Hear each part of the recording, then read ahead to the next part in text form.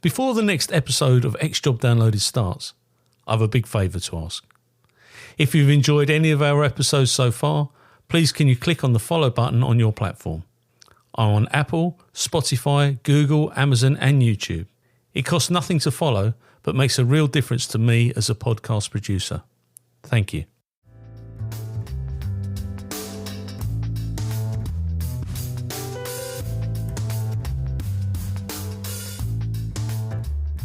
This interview is being tape recorded.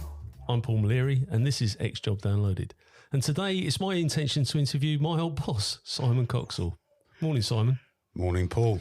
It's interesting when you're interviewing your friends and colleagues and people that you've worked with previously, you learn an awful lot by doing this, and it's a great way of interacting. And as I explained to you earlier on, this is the what did you do in the war, Grandad moment. So where did it all begin, Simon? When I was born? Yeah, where were you born? I was born 1959, February 1959 in Hereford in my grandmother's You don't house. look old enough. No, I know. I'm the Peter Pan. No, I was born 1959 on a cold February in my grandmother's house in Hereford. And I subsequently learned, actually, my father was stop-checked on the bridge over Hereford on the night that I was born. Well, I never. I don't think fathers were present at the births in those days. Not in those days. And he was on the old stone bridge, which is still there. And, so that's when it all started. My mother's from Hereford. Right. My father's a London, he's Hertfordshire, then London sort of chap. That's where it all started, yeah. So did you do your schooling over there or did you? No, we lived in Woodford in London, South Woodford in London. Right. And I'm one of three boys, so I'm the middle son of three, and we were brought up in South Woodford. Went to a state junior school in South Woodford, Churchfields, which was very nice, very pleasant memories of it. I remember all of that really quite well, actually. Brilliant. There's whole blank decades in my life that I don't remember at all, mostly related to the police. But I know, very happy childhood, really. And then I was fortunate enough, I got a scholarship to go to what is the local public school, effectively. So went to that. And where was that? It's a school called Bancroft School in Woodford Green. So you're at Bancroft. You went to Bancroft School. Yes, that's right. Yeah. And what was that like? I mean, you're talking 1970. I went there. 1970. T-Rex were in the charts. Were they by then? Yeah, I reckon. They must Possibly have, so. Yeah, Mark Possibly was so. Going strong. It's all boys school. Very much flourishing today. It was quite draconian, actually, when I went there, and it was probably operating in about the late 1950s, I should think. Yeah. Compared to, I have no idea what other schools were like in 1970, but it was fairly strict school. Great sporting school as well, if I remember rightly. A lot of sport, a lot of rugby, a lot of cricket, and played rugby for the school, played cricket phenomenally badly, which I've managed to maintain that standard throughout the entirety of my life. Brilliant. Love cricket, but I can't play it to save my life, really. And famously I can remember playing for the Chents of CRD, Essex, actually. And they insisted, because we were winning so well, at me bowling for an over. And it's the only game that I'm aware of where if you do so appallingly badly, your over never ends. the pain never ends. Anyhow, I'm digressing. No. Yeah, so went there, got a lot of connection with there, actually. Still have connection with there. Right. Since I retired, we've some pals of mine, old boy pals of mine, did a load of research on, we lost 168 boys from the school in the Great War. Oh, really? And with the exception of a couple who are sadly buried in the Gaza Strip, we put the wreaths were laid on all during the 100th anniversary, and I did a lot of writing the biographies of them, and very moving experience, really truly moving experience. Did you get those published, the biographies, or They're all online. Oh, and hopefully, actually, I'm in touch with one of my old boy mates, Gordon, and I want to get a hard copy, nice quality, a few hard copies done of it. Well, we'll put any links of any work that you've done. We'll put the links great. On this entry. Yeah, so I'm going off at that tangent, but but very formative influence going there. to be honest. And because it's famous, I think it's South Woodford, where Winston Churchill was the local MP. Yeah. Big statue of Winston Churchill on Woodford Green. That's he was right. the MP at Harlow at one point as well, you know. Yeah, I didn't know that. Yeah. Oh, I didn't know that. Yeah. He was the MP there, not in my time. No, of course. My time is the sort of, I think Heath would have been Prime Minister in 1970. Heath and Wilson. Yeah. Bit of Callaghan, bit of 3-day week. Remember that very well. Yeah, I do, yeah. Especially when we're talking about, you know, strikes and industrial unrest and power cuts. I mean, 3-day week, you know, homework by candlelight and stuff like that. And, but no, actually a very formative influence. And I'm still in touch with them. And I'm pleased to be so. Really. Although it's changed tremendously there. Of course, it has. There's a greater diversification in that area. Yeah. For Buckhurst Hill, Loughton, moving out further. Yeah. So, what did you do your entire secondary schooling there? All my secondary schooling there. Yeah. Got my O levels and A levels, and went to university from there. Went to university. Now, what year did you leave school? 77. 77. So 1977, punk was on the ascendance. There was not my cup of tea, really.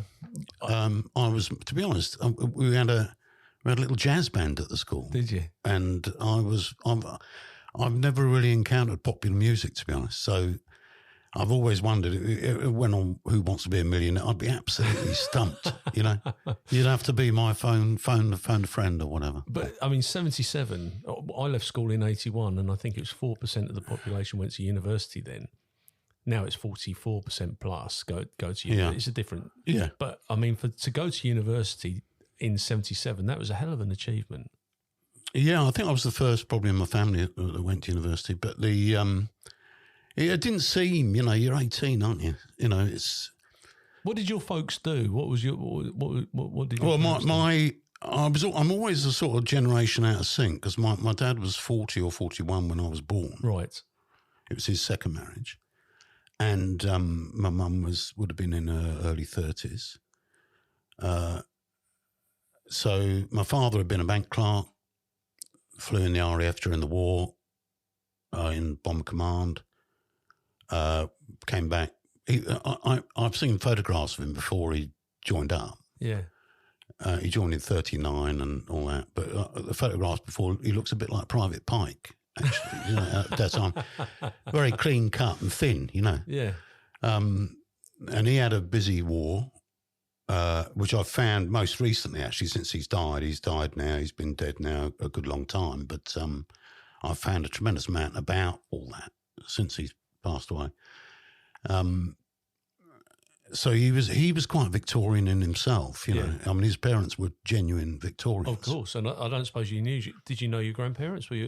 I knew 3 out of the 4. Right. Yeah, 3 out of the 4 grandparents. Both the grandfathers had been through the Great War and stuff. And it was, to be honest, it was an old-fashioned upbringing. Oh, I imagine so compared to most. And I know my contemporaries. Yeah.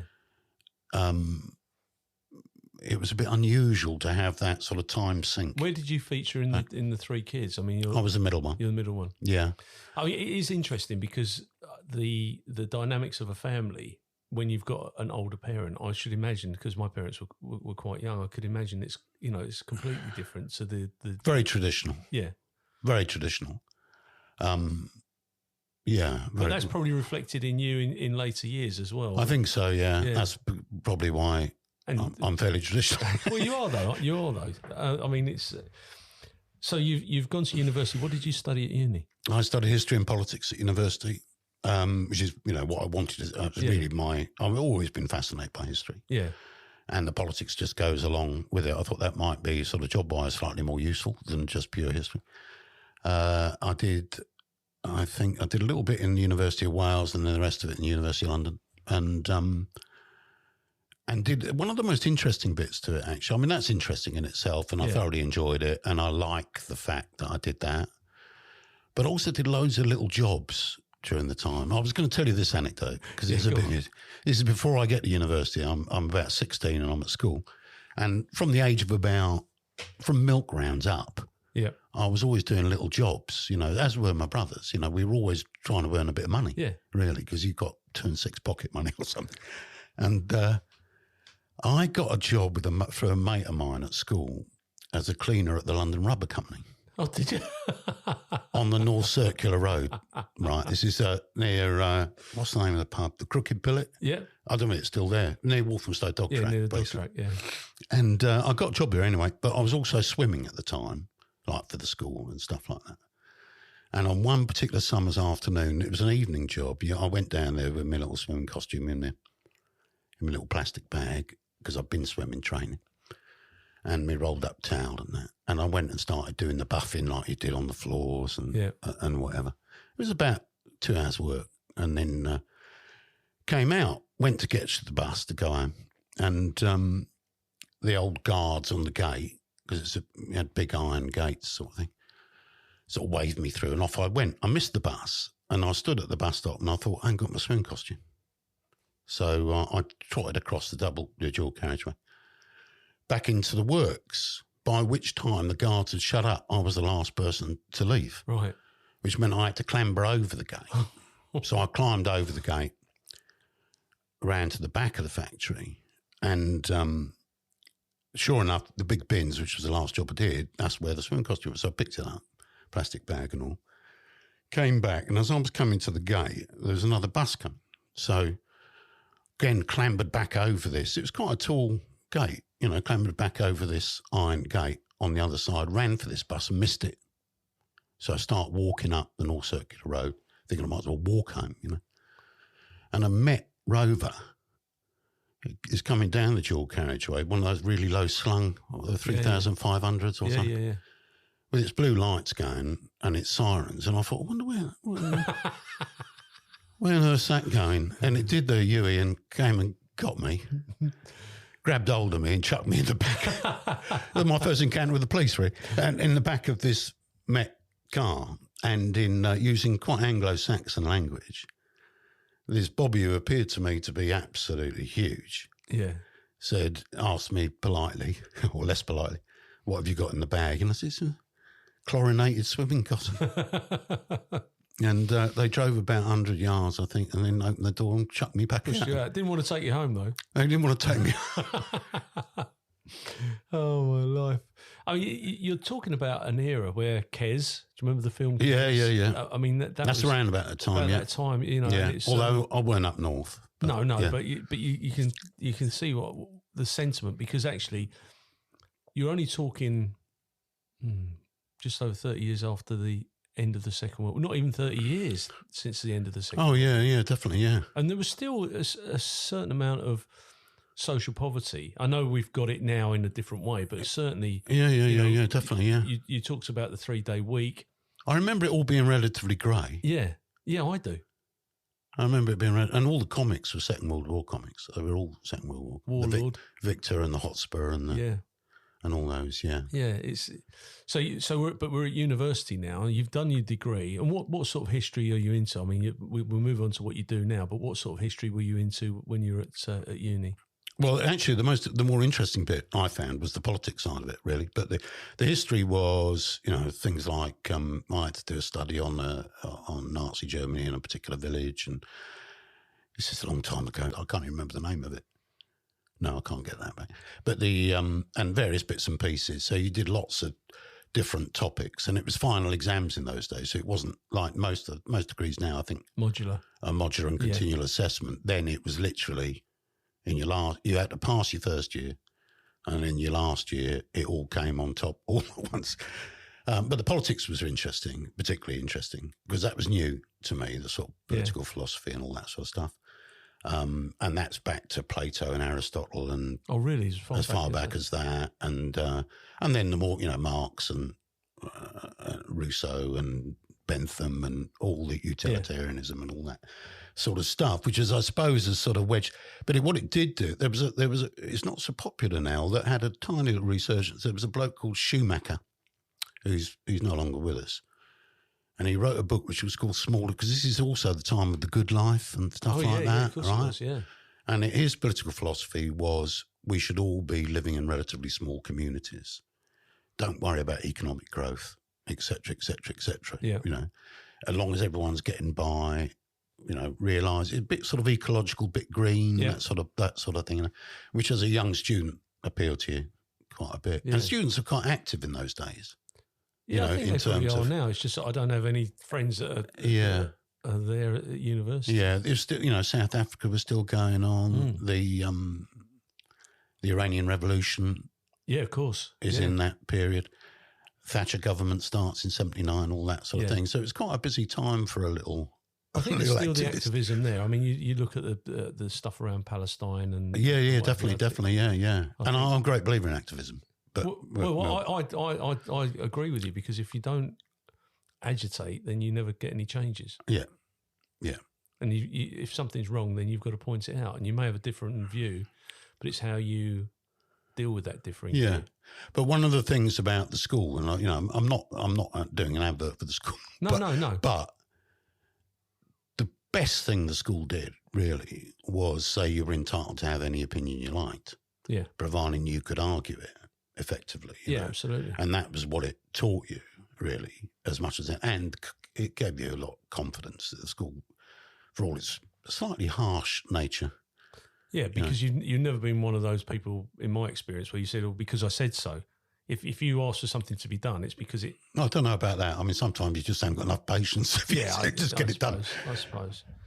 So you've concluded your university, come out with your degree with honours.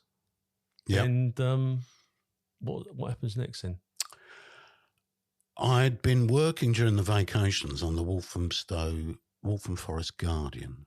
It's still going, I think. I think it is, yeah. As a journalist in Wood Street, it was, in Walthamstow, opposite the town hall. I think that's Wood Street.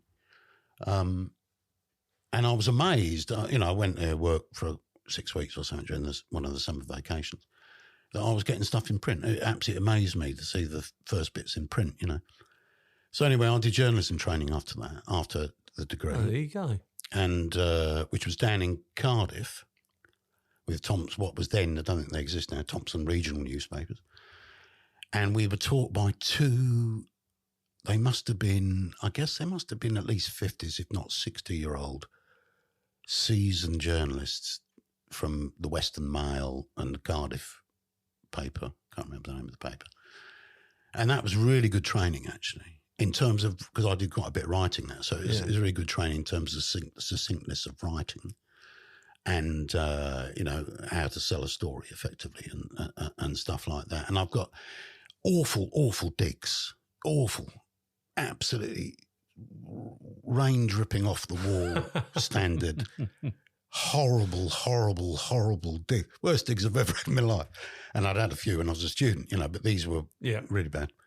That's what I remember about that. And then I worked for over the next years, I worked some newspapers, some magazines, ended up sub-editing, and then joined the police.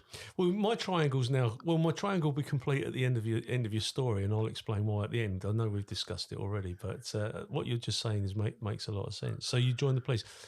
How did that come about? Do you know what? I don't remember really. It was a bit of an accidental step, I think. The accidental chief superintendent, we could call this episode there. I bumped into an old pal of mine who sadly died in his he was an old schoolmate, Andy Verrier, lovely man, county cross-country runner, but as a young man and everything. He died of leukemia in his early 30s, very sad. But I bumped into him in what had been the school pub. Not that the school spent all its time in the pub, but it was a neighbouring pub to the school on Christmas Eve. And I was moaning about, because I was working in Poole at the time in Dorset, and I was moaning about the travelling and one thing and another. And he said, well, I've just joined the Met. He said, why don't you give it a go? He said, it's a right laugh. He said, you'll enjoy it. He said, just give it a go. And I applied. And I can't remember how quickly it happened, but I think it was quite quickly after that I ended up, joining. And that was Essex? That was Essex, yeah. Yeah, because as a graduate, you applied to both. Right, okay. You could apply to two. As a graduate entrant or? I came in No, I applied as a graduate entrant, which meant you could apply to 2 forces at the same time. And you wouldn't have to take the entrance exam because you're clever enough. I don't remember there being an entrance exam. Yeah, no, it was us stickies that had to go and do the but they literally said, Essex literally said, what are you doing, the Tuesday after next or something like that. Yeah. And forever after in my probation, my name was all penciled in, at the bottom as someone who suddenly arrived, So, yeah, I was interviewed by Jeff Markham. Yeah, I was as well. I had Graham Dossett, Jeff Markham, and really nice. He ended up as I think chief superintendent. He was on traffic for a while, but anyway, sorry, we digress. But I don't think I went as a graduate entrant. I can't remember now, but I don't think I was. I mean, I was 24 by then, and so it's 1983, 84. 84, yeah, 84 or February 84. So, so no, I didn't enter as a graduate entrant. I entered as a normal entrant. Right. And of course, this is a time of we're now going into the miners' strike. Yeah. Yeah, well, obviously I went and did my basic training down at Ashford. Yeah. And I sort of ummed and ahed for the first couple of weeks. I thought, I'm not really sure about this. It's not really necessarily my cup of tea. Necessarily my cup of tea. And but I stuck doing it, and then I originally got posted to. I can't remember when we got our postings, but I got posted to Harwich originally. Did you? Yeah, and I didn't want to go to Harwich. In fact, I went on a trip to Harwich because I didn't even know where Harwich. I was a London boy, really. I wasn't Essex at all. It just happened to be the neighbouring county, So I can remember going on this trip to Harwich and think, I'm never going to get there. It's just going on and on and on. I mean, I love Harwich to pieces, don't get me wrong, but it's a long way. And of course, Harwich is famous for its diarist, Samuel Pepys. Yeah. And that's where they built the Mayflower. Yeah. Oh, loads of history. Yeah, but I don't think the history sort of persuaded me. No, at that time you probably didn't even think about the history. No, I didn't. And there was a PC on mine called Andy McFarlane, and he was posted to Leigh-on-Sea. Right. And we swapped. Yeah, I know Andy, mate. Yeah. Yeah. So I ended up. I don't think I saw him again for the entire of my service actually, but I ended up at Leigh. And he went to Harwich. He plays the bass guitar. Does he? Yeah. Right. Yeah. Tallish chap. Yeah. Nice, affable chap. Yeah. Oh, I thank him for the swap. So you went to Leigh? I went Leigh-on-Sea. Yeah, started at Leigh-on-Sea. Lovely Leigh-on-Sea. And the miners' strike, as you say, was on. I never went to the miners' strike. No. I was what was left. I was the dregs that were left behind. And that was the thing. You were the rear guard because the fact is that policing still had to take place. That makes it sound rather glamorous, though, Paul. Yeah, well, but you picked up the work because all the public order, all the other coppers were at the front. Yeah. Most of my shift did stints up there. Yeah. Most of them did stints up there. And yeah, they've all got different tales to tell around the miners' strike. Yeah. I've got no tales. No. So how long were you at Leigh? I was 2.5 years at Leigh, and then became a DC at Southend. But I think remember very fondly Leigh-on-Sea actually. I remember very fond. I know every policeman says, "Oh, it was great when I was a PC," but I actually really enjoyed being a PC. We did because they wouldn't give you a driving ticket for. I think I got a driving ticket 2 years service or something. And so you were either observer or on foot patrol. Put your big hat on and go walking. Yeah. Yeah. I used to love that. Yeah. I used to absolutely love it. And it's a bit of an example, really, from what I've done since I retired, that there's no substitute for knowing the ground, if you like. No, absolutely. I can think of places I served at more senior ranks. Really, once I'd gone beyond inspector rank or even at DI rank, you lost touch, I did, with the geography, Yeah, absolutely. Whereas I loved the fact that, I know it sounds bizarre, but I loved the fact that you could go out on a night foot patrol. Yeah. And you'd know where every alleyway was, every little back double was, where the dead ends were, where you'd hide if you were wanting to hide and stuff like that. And you did, I know it all sounds very old fashioned. I did plenty of number one stops and stuff like that, And No, it's good time, really good time, and good people. But you had to learn your ground, because I always remember we had a sergeant. I was over here at Braintree, and one of our PCs turns up, and it was a jeweller's, but it looked like Bairstow Eves. The font looked like, and he called out the key holder for Bairstow Eves and not for this particular jeweller's. And the next night, because he got it wrong, Sergeant said, "Mate, you can walk the town until you know but I'm an area car driver, Sergeant." Yeah, but you've still got to know your ground, and you had to go out and walk. Yeah. Your time at Southend, and there's some very strong characters at Southend. How did you fit in with? Because it's almost it's a unitary council, isn't it? But the police service in those days, they ran it as a separate force. Yeah, I mean, it wasn't a separate force obviously when I went there, and there was a lot of talk of the borough and stuff like that. And my years, I can't remember how long I was there, but as a DC at Southend, terrific. Yeah, my memories of that are very poor in sense of detail, if you like, But I can remember some jobs because I got in hot water over some jobs. I can remember the ones I got in hot water over. But the people I was working with, not only that, but the concentration of characters, per square inch. It was it was very concentrated, full of characters, and people who'd obviously been serving since. Some of them, since I guess since the early 60s, mid 60s, and stuff like that. And I remember all their names, pretty damn well because of that.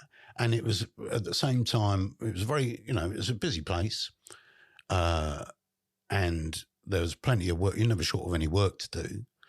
And I've only got, and I'm very fond memories of my sergeants there, who were real characters, and very effective. Oh, yeah. And it was sort of, we mentioned this earlier, I know, but the nous, if you like, in as much as it got formed, was formed there, really. And you got your fingers burnt on a couple of occasions, and you got some really good results on some occasions. And it was a very good, I don't know whether people thought this at the time, but and perhaps it's rose-tinted a bit, but I remember it as being a very effective place. Well, it was all about customer focus, although we didn't use that as a word then. If you locked a burglar up, if you didn't lock a burglar up, you take it personally. If you knew somebody was at it and they were continually hitting you and committing crime on if they didn't get locked up, that was personal. I look at the detection rates now, and they're well published by the different forces, and our DCIs of those eras would be going absolutely ballistic. Oh. If 35% was the minimum. Oh, absolute. And now you're looking at it was very much driven by that. Yeah, it was. But that didn't stop it being some really good coppering, really. But it was fun. And it was fun, yeah.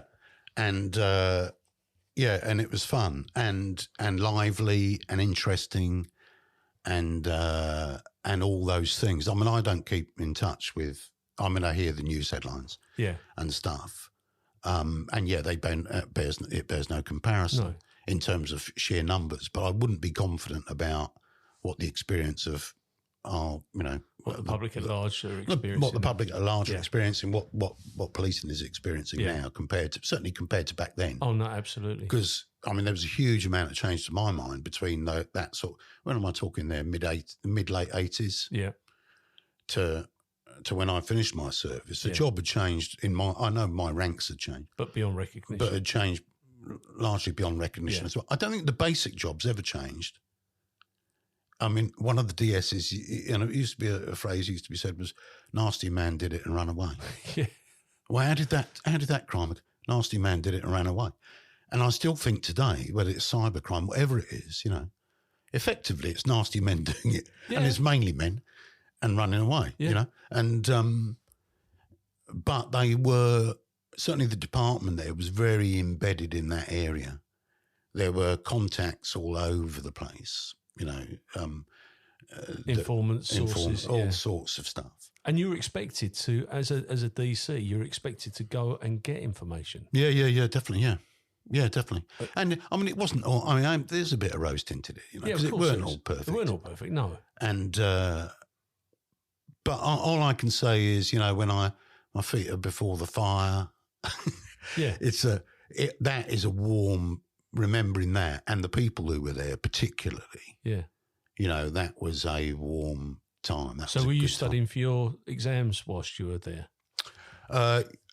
Did I study? Yeah, I did actually. Yeah, so manual guidance. I failed my science exam twice. Right. On traffic, both, because you had to take 3 papers. Yeah. I always managed crime and GPD. I couldn't do the traffic, saved my life.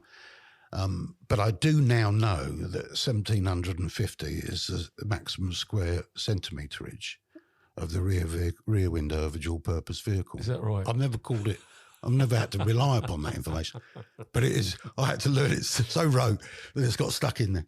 But it's probably changed now anyway. But and then in the end, I put so much effort into it that I passed it, and actually it was in the top 200 in the country. In the country. Wow. So I got it in the end, and I suppose I did it because it wasn't because I wasn't enjoying what I was doing. I was really thoroughly enjoying what I was doing. It wasn't because, and sometimes you think, don't you, when people are more senior to you, you think I could do that better than that. Oh yeah, absolutely. It wasn't because of that. It was because I thought, well, I ought to. It's something I ought to do sooner rather than later. But it took me 3 years to achieve it. But you are a scholar, as we said earlier on, and the hardest thing for me was putting the updates in the manual guidance, because no sooner as you put one lot in, you get another load of updates, and you have to change it all again. I say this, having failed it twice. It's not an inconsiderable. I've done loads of exams in my lifetime. It's not an inconsiderable test. That was not an inconsiderable test. It was a significantly tricky in terms of volume, particularly. Certainly, I'm not decrying, because I passed under Osprey, which was multi-choice, blah blah blah. Yeah. I still had to learn dates, weights, and all that sort of stuff. But it was longhand. Yeah. When you took it, it was longhand. You had to give an account of. Yeah. So if I think so. Yeah, it was. If you had to do if it was a question about burglary, the first thing you'd do is you'd write the definition of burglary out, and you'd score a point by doing. Yeah, you were learning. I was anyway. You were learning chunks of it. Yeah. Off literally things like I can remember. I got a question actually on this, which was powers of entry under the Mental Health Act warrants. Right. And fortunately, I'd learned it off by heart. Yeah. Never used it. No. Actually, but yeah, no. I'd forgotten all about that, Paul. But that obviously took some effort. But I passed that. And because you got in the top 200, I think you got automatically promoted. Then yes, they put you as being quickly promoted. And that's 200 across the whole UK. So there's 43 forces. So that is quite an achievement. Yeah, but it's just rote learning at the end of the day. Yeah, I know, but it's so rote, and it was because I thought I can't do this a fourth time. So I did that, and and I got promoted uniform sergeant of Grays, which is a great place. I mean, I love Grays. That's a real salt of the earth area. I really like Grays, and the police officers work hard there. Yeah, yes, good people. Again, good people, and again, characters. And I always thought this is a very what you saw was entirely what you got. Oh, yeah. I'm not just talking about Grays Town. Obviously, Grays, Ockenden, Tilbury, Corringham. That's what Grays was then. Yeah. So I was custody sergeant there, and patrol, which meant half-time custody sergeant, half-time patrol sergeant. Again, some good people. It wasn't as busy as Southend. No. But some really good people who then, moved parallel to me during a number of them, and did very well through their careers. And some very funny times. And, another learning experience. It was early as late. I'd done Whittam B as a PC. Right. Which was horrible, actually. Yeah, that was that. So for those listening, Whittam B, you'd do an early, which was 6 a.m. to 2 p.m. You'd do that for 2 days. Then you'd do nights, so 10 p.m. till 6 a.m. And then you'd come back on a quick changeover for a late turn. And late turn, 2 o'clock in the afternoon. So you've had no sleep, and if you travel. So I didn't mind that. I did the traditional sevens when I first joined, but then I went over to Whittam and it was sevens at Grays. Yeah. And but that was good. Yeah. No. And I ended up going back to Grays much later on. But but it was I like Grays. I like Grays. And you could park there. And you could park. It was a police station. I think you could even do that as a PC if I remember rightly. Yeah. Still can. Yeah. Yeah. So it was. That was an interesting time. But I loved the CID, and so I went through. I don't know how long I'd been there. I can't remember now. 18 months maybe. And so I applied for everything that I could possibly apply for. So I can remember applying for a fraud squad. I mean, I'm not really keen on fraud, but I applied for a fraud squad job. I applied for all sorts of fringy sort of CID jobs. Yeah. And I also went straight studying for the inspector's exam. And I got some cautionary advice from Nobby Clark, who was I think he was working with Ralph Barrington, the head of CID at the time. Right. Telling me to stop applying for things I didn't really want to do, but I'd get a CID post for too long. And I was fortunate enough to get a CID post, which is back to Southend. But it coincided with me passing the inspector's exam. Oh, right, okay. So my two avenues of escape both sort of came in, both horses came at the same time. So I then had to negotiate that I could have a reasonable period as a DS, because that's what I wanted to do at Southend. Was Mick Benning the district commander? No. Divisional commander then? It was Peter Thorpe. I don't know. Peter Thorpe, I think is the chap's name. Yeah, nice chap. And they were all nice. Mick Molyneux, I can remember as a governor. My governors as a DC were Colin Edkins and Brian Storey's a lovely man. Oh, what a lovely bloke, yeah. And Ken Smith was the DCR when I was there as a DC. And I think most of them were still there because I hadn't been away that long. When I came back as a DS, and that was again, it was the same again. Actually, it wasn't quite as much fun as being a DC, but it was almost as much fun as being a DC. Well, you have different responsibilities. Different responsibilities, yeah. It's a lot easier being responsible for yourself. I always feel. Oh no, I agree. I enjoyed being a DS, but I'm having to quality sure everybody else is making sure that the flock are actually adhering to the rules and not. But some good people and people on the shift. Some good jobs. Did some nice jobs, and I was there. Then I got promoted to inspector, so they eventually got me promoted to not eventually, it was very quick, actually, about a year, 18 Uniform months later. or DI? Uniform, year, 18 months later to Brentwood. Brentwood, oh, what a great place. Yeah, to Brentwood. And that was different again. The work's different, and Dennis Shepherd was I don't think he was my boss there, but he was because I think Brent was part of Grays then. Yes, it was. But and some interesting jobs there, and I was there for maybe 3 years, 3 years. What did you actually do there, though? Section inspector. Section inspector. So you weren't running a shift. You were in charge of the whole. The whole Nick. So you're in charge of both, because they still had response there then, and so you had response and beat team. Yeah. And all of that actually, which was different, interesting in terms of the challenges that that all sounds very job speak, doesn't it? Challenges and stuff like that. But it was new ground, and the political side of it, which was okay. But Brent was very political. Anyway. Brent was very political, and it only just got I think it was the first CCTV anywhere, and so that had come in, and it was all together pretty good actually there in that time, and you felt like, well, this is my manor, that's one of the biggest things actually. This is my turf, this is now my. But you were important to the locals, because the locals are very demanding.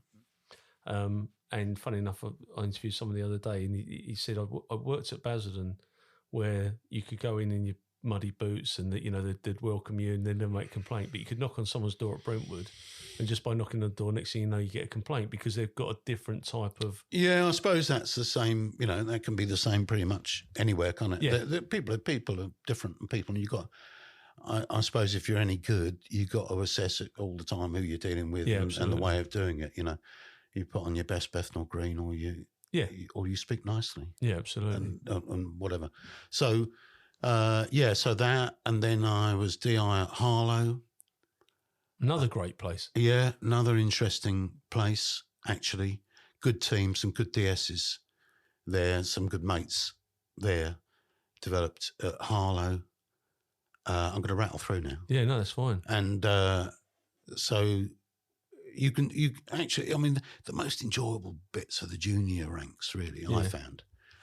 And then after that, I was put on. Oh, we had the Combat 18 murder at Harlow. That. I was deputy for that. Charlie Sargent, yeah, the Cross murder. Oh, no, Cross was the other defendant.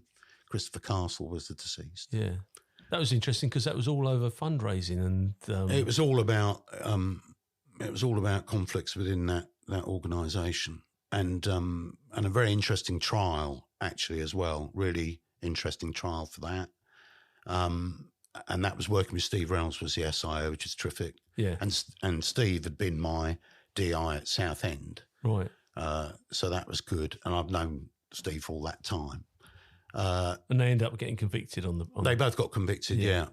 Yeah, they both got convicted of that. And you pick up, it's like, you know, this is what you do, isn't it, during the job? You pick up all these little tips, little experiences where you think, actually, that works. Yeah. Or if I'm going to do a search area, do you know what? I'm going to do that extra bit as well. And that, you know, in this case, happily turned up that murder weapon and stuff like that. So those bits of memory, you're managing to wheedle out of the dim recesses of my brain. So it came out of that. Oh, sorry, but we've now developed into, in Essex, major investigation teams. At that time, it was dealt with on division. Yeah. That was all division. And you'd call people in and from other divisions as a support call. Yeah. That's exactly how it was dealt with pre-MIT. And in that case, you know, it wasn't an easy case for a whole host of reasons. But it worked. All the team that worked on that really did, you know, very well. And I won't start naming the people who did very well. No. Because I'm bound to forget one person who did just as well as the others. But everyone did very well on that, and satisfying and experientially a good piece of work, you know, to be involved in. Was that the first murder you'd been? I'd been involved in some murders at Southend, not doing the Mason ad, but rather but as part of inquiry teams and that. And I used to do the artist's impressions of you know, the drawings of suspects and stuff like that as well, even as a PC. Did you? Yeah. And, but so I stopped being a DI and get promoted to DCI. So I never did uniform chief inspector, I don't think. No, I didn't. Promoted to DCI, head of child protection unit, as it was then. And that comes with its own stresses. Yeah, different work altogether. And I know it's a cliche, unpleasant word, but it is genuinely, for all the people who work on it, very unpleasant work. Yeah. And I've got a world of time for all the people who work on that. And that's headquarters post. And that was Dick Madden was the chap who was moving on. Yeah. I think to be an SIO. And what year was that then, Simon? 98 maybe. Right. 98, I think 98. Because he became my SI in 2000 when we went to MITs. I was on the first cohort of MIT. But yeah, it would have been about that Perhaps time. he didn't go straight there. I don't remember. But Dick, I definitely took over from bless his heart, Dick, and lovely Dick. And I started in there. I'm really struggling now to remember dates. But I think I was in there a couple of years. Some reasonably major inquiries in there, child deaths and child homicides. I mean, I'm not asking you but to go to a mortuary where there's a child and a pathologist is going to undertake an examination, that is for me, that's every what Yeah, it sticks in my mind. But for me, that when a child is involved, that is particularly difficult, and that's something that I don't hark back to it. But it is something when you walk in, it's the sights and sounds and what have you. It's not particularly nice. Yeah, it's best not to dwell on really, but the whole there's nothing good to be said about that experience, and no more so when it's adults either. No. And I've obviously been to a few over the years, and it can't help but give people a different perspective on life and things. I think probably affects everyone differently, so that was a salutary experience. Doing that, and quite a professionally formative experience for later on, because you had because in some ways, I don't know whether it's the case now, but you got the impression that it was a bit of a sealed off world, that a lot of officers don't actually touch much. Oh, absolutely. And whereas there was always a good argument for officers being aware of that type of problem that policing has and society has to face, because of it's particularly it's particularly peculiar, for want of a better word. It's not a good word. The nature of it, the unusual nature of it. So did that. Went for promotion. Did I go for promotion from there? I think so. I can't remember. Sorry. No. I went temporary superintendent then. Oh, did you? Well, going back to the child protection stuff. When we joined, it was a CSB. That's right. And it was looking after little kids. And I think what shocked me around the child abuse element is the volume of crime that comes in. Now, Simon Willett, his podcast will be out by the time this one's comes out. He alludes to the amount of work and the types of jobs, and some of it is genuine mistakes by parents where they haven't harmed their child, but everything has to be identified and looked at and dealt with properly, because if it's not dealt with properly, that can escalate to your Victoria Colombier and so on and so forth. And it's the responsibility of every police officer in the country, if they walk into a house and they see a child, irrespective of wealth, they see a child that's in any form of distress or potential neglect, they need to identify that. And you're quite right. I think that everybody should have attachments for everything else, domestic violence, what have you. Child abuse is a key area. They did do attachments. If I'm remembering correctly. But it's a very, all policing is demanding. Yeah. This is just demanding at not a different level, but in a different sphere. Different sphere. Yeah. And I have got, I did at the time, hopefully people felt that I did, but you took your hat off to the people who were dealing with this day in day out.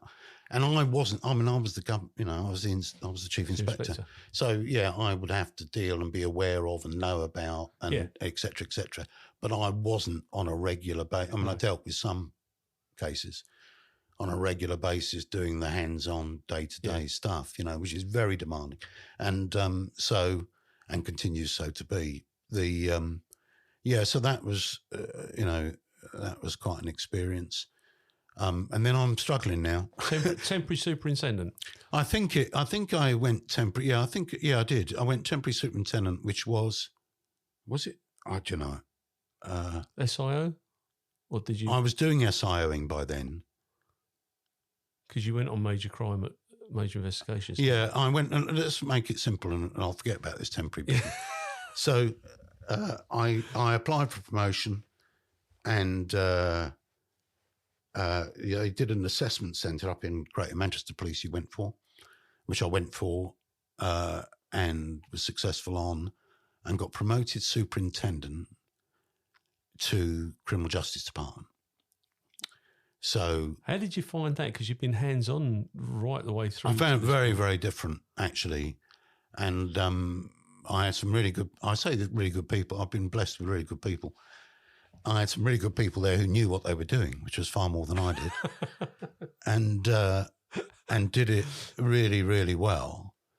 But a very interesting area to work in, especially with interaction with the courts and the judges and And for those listening, Criminal Justice Department, CJD, they quality assure, they make sure that files are up to speed, that the court process is going smoothly, that officers are actually fulfilling their obligations. Yeah, that's right. CPIA around disclosure, making sure that they've got it absolutely spot on, because it's all right arresting someone, but if you can't get them to court, whatever the outcome, then the whole system falls around you. Yeah, and that had all changed, obviously, from the days when I was a DC. You had a prosecutions department, Yes. but you did basically the whole file yourself. Yes. And then whenever that was, about 2000, I think I was there. So 15 years later, this department, which was very needed, was making sure it was all the, you know. But I found that really difficult because I took great pride in putting the star clip through Yeah. as the last person to touch it. It was, it had to be a work of art. Yeah. But it was and I think that was a time of economies in the police service generally as well, if I'm remembering that correctly. But really, I was, that was the post where I was probably more figurehead than anywhere else, I guess. More strategic. Yeah, possibly a strategic sort of role there. But but it was really, Mick Thwaites had been in there before me, and it was a smooth operation when I arrived in it, and made it less smooth. But my staff managed to recover it to being the lovely Mick Thwaites. I still talk to him. He's still around. So I'm still smoother than it had been, or at least as smooth as Mick made it. So so I was in there for a period, back in the white shirt for a change, and then I moved from there to a post which had been created, which was it was called Director of Investigations. Right. And it was basically a detective superintendent post at headquarters, whose job was to assist the SIO strength, because by this time MITs have been created. Yes. Hopefully assist rather than get in the way of, and do reviews around and do the cold case, start up the cold case setup, and also do SIO duties as well. So I was that was on the 4th floor at headquarters. And we had four MIT officers then, didn't we? Yeah, 4 SIOs. 4 SIOs. So you complemented that strength, and gave the additional support. Yes. I think that's the best. That's the best way of. You can't be an SIO and be a shrinking violet, to be honest. No. So I was a puny violet amongst 4 very robust violets. But it was good, and the people who were doing the SIO, and again, that's I've done SIO and I know what SIO work is like, and very demanding and stressful stuff it can be, and but that was useful, and obviously I got myself some more SIO experience doing that, some of which was quite complicated. And again, I'm going to speak up for people again, and ably assisted by really good teams of people. Yeah, and we got some interesting jobs, though, didn't we?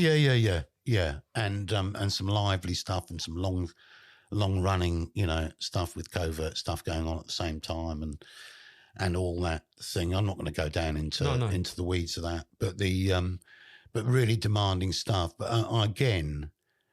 You have this, what I was describing at the South End sort of days, this sort of esprit de corps, really, which is where it's almost like it's like a team, like any sort of, almost like a sports team, really. People know, some of these World Cup sports, so they know where the pass is going to come from and stuff like that. And it's when you have a team that works like that, that's really good, and if the ball gets dropped, there's someone there, mopping it up, sort of stuff, doing really good work with suspects, doing really good work with witnesses, and getting really good results as a result of it. And again, the court experience is always interesting. I've always found the court experience interesting. And there was plenty of that as well. So, it was all demanding, there's no shortage of hours, to be honest. No. That went into these roles. But and you're dredging. This is the first time I've sort of dredged this back since I've retired. So there's bits and there are going to be bits missing and stuff, without a shadow of a doubt. So anyway, I did that for a while. That was under Steve Reynolds, was divisional commander, head of crime then. Was he head of crime for all of that? I think he was. And then I got promoted to chief superintendent, divisional commander back down in Grays. And this was when the sort of performance drive, in terms of numbers performance drive, was really strong.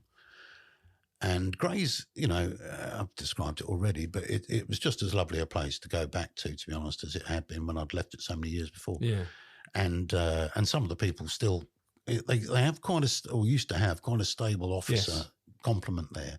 Not a lot of people moving in and out. There were a lot of the old. But you're on a faces. different floor now, aren't you? Different You're floor. Top floor. But again, I'm going to say again, I had a really good team of people again.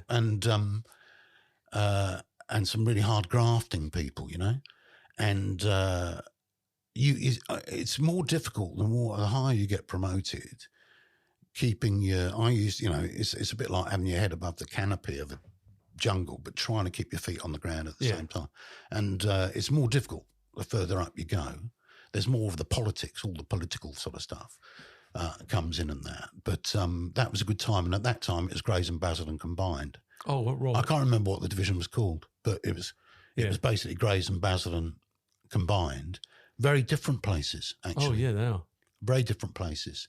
And both places having a fairly stable officer complement that didn't cross over very much because they'd been two old divisions in their own right.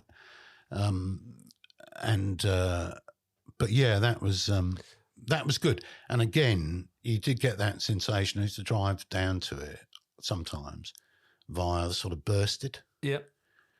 And there, the patch is laid out, you're coming off the Bursted Hills, the patch is laid out in front of you, really. All in front of me, yeah. And there was some really good partnership stuff working down there as well.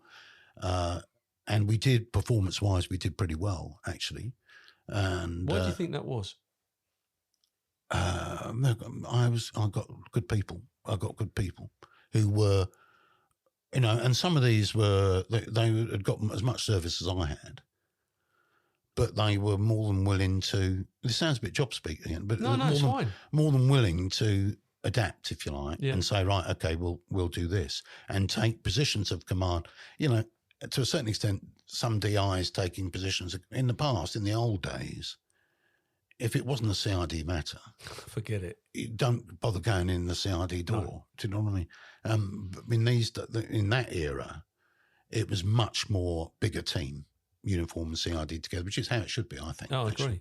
And it worked pretty well. And and it was also some part of having good people is having people you can have a joke with as well, and a laugh with. And I was fortunate. I was fortunate with the people that I had there, I think.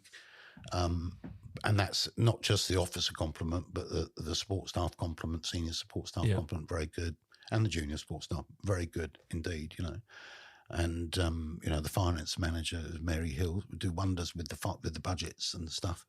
And so no, altogether really interesting, and an interesting part. That estuary is an interesting part of the world anyway, geographically and historically and everything it is, else. Queen Elizabeth I. Speech at Tilbury and all the rest of it. But and Lakeside and the motorway and the railway was then in, the Euro just going through tunnel going through, and all that sort of thing.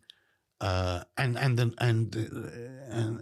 the neighbourhood was changing because it had been quite a depressed area, but there was a lot of new growth. Because I don't think a lot of people don't realise that the bridge, at least 1 million cars a week go through the tunnel. And the bridge, 1 million a week. I was guarding that the night before it, not sat on my own days, but I was stood on the top of that the night before. I think the Queen came at home. Oh, really? Yeah. October I must have been a PC. October 4th, I want to say 92, something like that. It opened there or thereabouts. I was uniform doing something. Yeah. Up there. Like you do in uniform on occasions, standing. Can you stand there? Okay. And 6 hours later, you no longer have to stand there.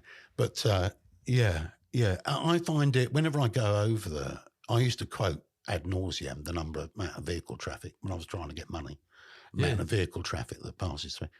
I don't think many people know it. No, because they drove past, when I was a kid, used to drive past it, and because we only went through a tunnel then, we didn't have a bridge. And on the left-hand side, it was all cement works. That was Grays for me. And it was... I think officers, unless you'd served there, it's a bit of a secret really, unless you'd served there. No reason to go there. You've got no reason to go there. And you're not going to go there on holiday, or anything like that. Although there is a beach at Grays. There is a beach at Grays, yeah. But it's a great place. I mean, it's a really interesting place. It is. That's what I was going to say. Nothing wonderful. But every time I go over the bridge, I do cast an eye left and right, and think, And of course, you've got to go up and down the river as well while you're there for a period of time. And so I've got a soft spot for down there. Yeah, no, I have. And when Daniel Jones started, we were at Tilbury Nick. I mean, that was an experience in itself because you still had the CID that were working there, and it was, very beleaguered in a lot of ways. But it's a strangely designed police station. Oh yeah, it is very strange. Yeah. So you've gone through that as chief superintendent. Then you've gone back to a detective's role. Yeah. Then got head of crime. Yeah, head of CID, which is obviously back at headquarters on the 4th floor. Yeah, and I think that was 2008. How did that make you feel? You've gone through your service and you're now. Funnily enough, they had asked me on my initial interview, what did I want to do? Where do I want to get? And I said, well, I'd like to be. And I had ideas of CID, born of whatever the detective series was on the telly at the time, right. Sherlock Holmes and all this sort of thing, And there aren't many inquiries which run like Sherlock Holmes. But I had said, very precociously really, because they asked me the question, and I said, well, I'd like to be head of CID. Be the boss. And then in 2008, I became head of CID. But in a sense, it's almost like you'd already done it.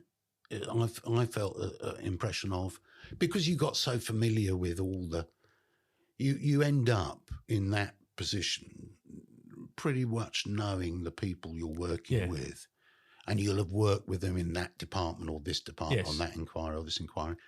And it's more the higher up you go, it's less operational you are. There's no doubt about absolutely. that.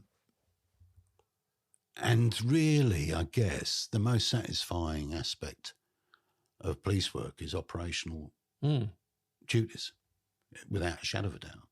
I've never been a great lover of meetings, really.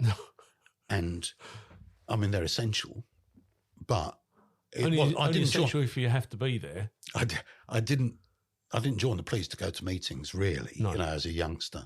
And of course, the more senior you are in the uniform or the CID ranks, a lot of it is much more strategic, it's much more political.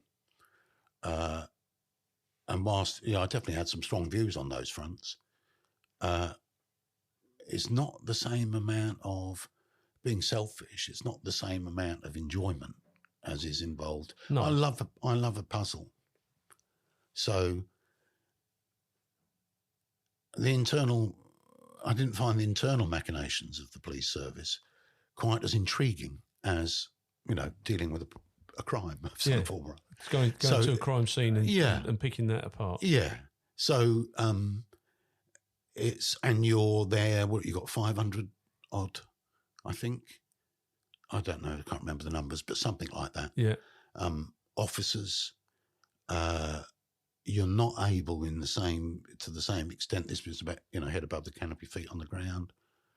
Your feet are not as firmly on the ground with what those officers, individual departments are experiencing. And you were in charge. The higher up you go. But you're in charge of normal CID? You're sort of nominally in charge of normal divisional CID. You're in charge of the major investigations, scientific support or scene to crime, same thing. Yeah. Because it had changed while I was there, but then I think they called then the drugs and serious crime. Yeah. So the sort of proactive end, child abuse departments, all the other departments to support those, the intelligence stuff. So it's a lot. It's quite a footprint. It's a lot of. It covers a lot of ground, and the pure arithmetic of that is such that your feet aren't as. Somewhere like Grays, when I was working there, even as I used to interfere in the CID stuff when I was uniform divisional commander there. You know, you went down a flight of stairs and say, "How are we getting on with?" Yeah, who's the robbers? The robbers, Smith and Jones. You know, have we thought of doing this? Do you want to do that? And even intervening sometimes, which I did. You know, to move things along a little bit. You haven't got the same ability to do that with all those departments, and you don't need to have the same ability in a sense because you've got perfectly capable people who are doing it. Either as superintendents or chief inspectors, you know, and doing a really good job of it. Yeah, you can't possibly know everything that's going on, though. No. You can't possibly, and albeit you could be held to account. Well, the briefing, if you remember, I mean, the briefing sessions, this was all morning briefing times, and had been for a number of years. So hopefully you knew the emergent sort of issues and jobs and stuff like that, and were able to react to them. Of course, you also did, which I'm missing out, for a number of those years, you're also doing your firearms command roles as well. Yeah. Your silver commander and your gold commander firearms roles, which are challenging, and that is operational. And you're making operational decisions, whether certainly as the gold commander and the silver commander, if as a firearms team that's been deployed, and yes, it's their instinct that if they had to shoot somebody, they're doing it on their back. But you're the one who's actually signing it off, aren't you? You're making the ultimate decisions. I don't want to, because my memory isn't that brilliant. I mean, they're very good training. Oh, massive, yeah. Very good training for that, as it should be. And but you're not left in any doubt. I mean, it's not all firearms work. No. A lot of it is like, you know, I can remember one afternoon, which happily ended very fine, an afternoon with something like a 6-year-old missing. High-risk missing person. On, I think it was at Walton, on Walton seafront, just as the sun was going down, you know, and you think, I don't want a missing 6-year-old when it starts getting dark, because it is a walking nightmare, you know. Yeah. I mean, I dealt with there was a threat to aircraft, which was very stressful, that I dealt with doing those duties. And again, but you know, and you're dealing with other agencies and stuff. But was it a live job? Did it? Yeah. But very demanding. Yeah. You know, and it's also shift work, so you're also on call 24/7 for that. So it's all, I guess it's all fairly demanding. You know, the people who are doing it now, I should think, they'll find it fairly demanding. But the thing is that people believe that the police service is one-dimensional. They won't even consider that you've had to do that as a gold commander or a silver commander, or that you've had to make these strategic decisions. They think that, you know, the naysayers, dare I say it, they think that it's all about the visible stuff that they see. They don't realise there's a business behind the police service that keeps it going. Oh, it's and I'm sure it's even more so now. You know that it's multifaceted. You know, there's an awful lot of stuff that must be going on, and that's just to try and manage demand and keep up with demand. I've got no idea really, no insight really now at all. I'm well out of date in terms of what was going on. I'm very conscious of that. And it's difficult for me to judge because I was doing it. So I guess if you put someone else in that and said, what do you think of that? Is that demanding? Is it not demanding? You know, there were times I found it really fairly demanding. Yeah, no. And I'm sure it still is today. And does everyone have that insight? Do members of the public? Probably not, you know. But in the same way as they probably don't have an insight into what people are doing in Broomfield Hospital at the moment, you know, or you know, how the social services are having to manage various high-risk cases they may have. It's a demanding piece of work. But you've just picked 3 key areas where there is a hell of a lot of criticism levelled at these great people, and actually because what people don't know, they make up.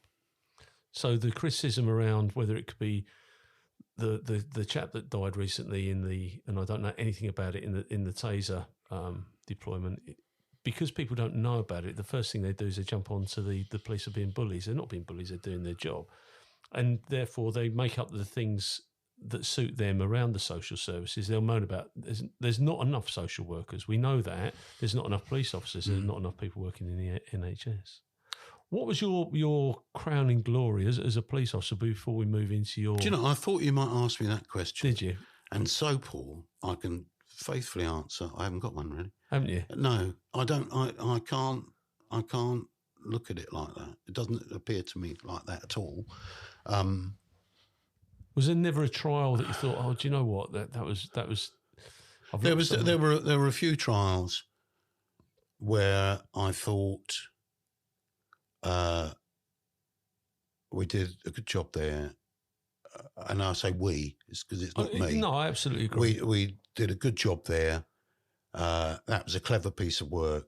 We got a really good result, or we got it's for the court to decide what happens. Yeah, absolutely. But we got a result, at the end of that. And there are a few of those that stay with me and are there. But there's not one. It's not a question of one particular job. Of one job. No, it's a number of them.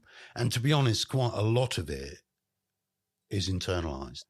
I look back on it and I don't look back on it actually very much until you've maybe come to this. I'm sorry, Simon. But I look back on it and I think my world experience or life experience is probably different from quite a few other people's life experience. Theirs is probably different from mine. Yeah.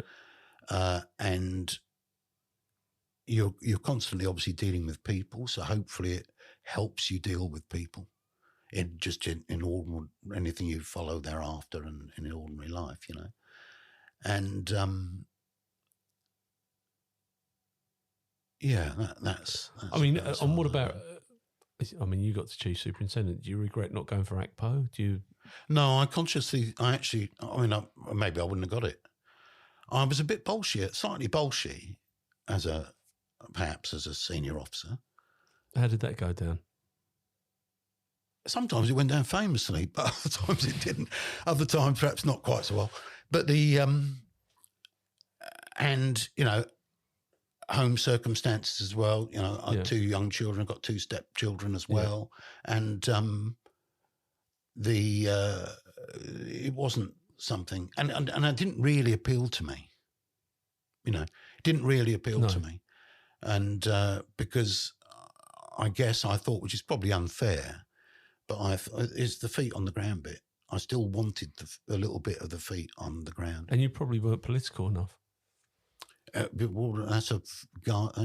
does political mean in that? Well, because I look at and I do feel for the modern senior officers, because they have to be very, they have to work well with the PCC, for instance. Yeah, the thing which strikes me, and actually this is cribbed from Ian Hislop, I heard him say it the other day, that, and it's true, I think it's true of the police service, and it's certainly true of the armed services, we're crown servants.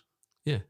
We're crown servants. Our allegiance is to the crown. Yes. And that's the beautiful part, going back now to my history in politics from way back when, that's the beautiful part of the unwritten British Constitution. Yes. That ensures that we're not political, meaning with a big P. Could you, we all need to be diplomatic. We all need to be guarded in how we couch things. And stuff, but no, I didn't feel that was for me really. And to be honest, it should have been in some senses. If one was being mercenary about it, I should have gone for it, because I've been a superintendent after 14 years. So I effectively spent 17 years in just 2 ranks. Yeah, but. I don't regret it, not a scrap. And I'm ever so, I know this sounds trite, right? But the thing I'm most grateful for is the numbers of really good people that I've worked with and have worked for me and with me on various bits and pieces I did. Any regrets? Can't No. think of one. No. Well, I mean, my abiding memory of you is, one, you're a great artist. You love your cricket. You like the cultured things in life. And dare I say it, we all had a bloody good time in the police service, and it was... I'm sure you don't remember, I'm sure there were times, I can remember guarding a fence at Stansted Airport. That's one of the memories I have. And I knew every link on that chain link fence. After 10 hours guarding that fence with a max packs halfway through, I knew every link on that fence. But you had an awful lot of experiences, actually. Dealt with an awful lot of people, good people, misguided people. Yeah. I don't have any big axe to grind against villainy or anything like that. They're people as far as I'm concerned, and you deal with them. And I think you develop this thing where it was a job. That's why you call your thing what you call it. Yeah, absolutely. It's a job. Yeah. And so it was, it obviously, taken, 31 years, heck of a long time, really. And I'm surprised and sorry, I can't remember more of it. No, that's fine. But I think it's the smaller things that actually we take with us. It's the I remember going to a person who was 94 and it was New Year's Eve, and I said, and they were sitting in one room, nobody's seen them, they thought they passed away, and I said, what's the secret of getting old? And this old dear said, don't do it. And it's those little things. Yeah. There's hundreds of that. If you really struggle to get it back, there's hundreds of those little interactions in there which you that you forget. There's hundreds of things, and you actually are fairly constantly reminded of it, but because you see things and you think that's just like that's where, et cetera, et cetera. But no, and I think the people who I work with, not everyone's brilliant, No. But the people I work with, I was lucky and fortunate in having some really good people. And as we said earlier on, there's a percentage of people that are going to let you down.